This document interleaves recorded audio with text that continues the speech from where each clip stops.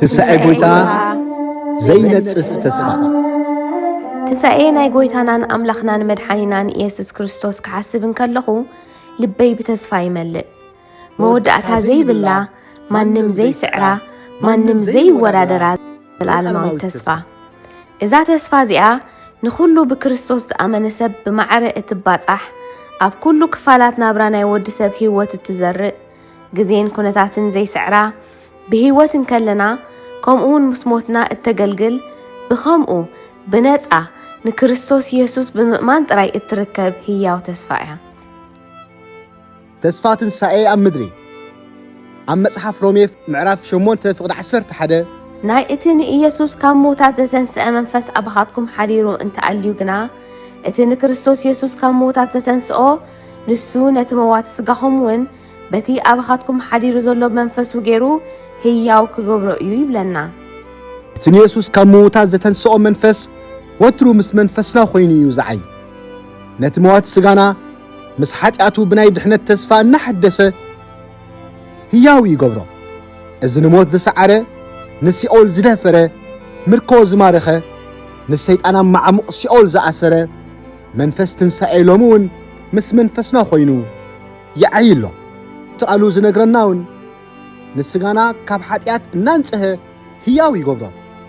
እዚ መንፈስ እዚ ንሓጢኣት ክንስዕር ንጽድቂ ክንስዕብ ኣብ ልዕሊ ስጋውያን ብምዃንና ዘጋጥመና ምገራ ኩሉ እውን ዓወት ንኽንረክብ ሓይሊ ይኾነና እሞ እዚ ሓይሊ እዚ ዝሰንቕና ካብ ኮና ደኣ ኣይና ይሽግር ሕማም ኮነ ፈተና እዩ ተስፋ ዘቑርፀና።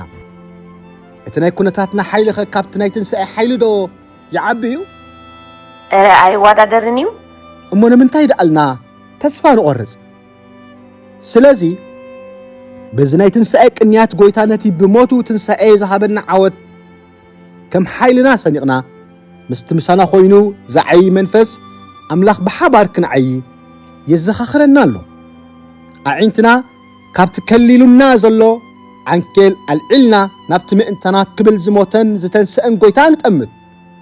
ከመይሲ ጎይታ ንዓለም ስለ ዝሰዓራ ተስፋ ትንሣኤ ድሕሪ ሞት ኣብ ወንጌል ዮሐንስ ምዕራፍ 11 ፍቕዲ 25 ትንሣኤን ህይወትን ኣነ እቲ በኣይ ዝኣምን እንተሞተ እኳ ብህይወት ክነብር እዩ ይብለና።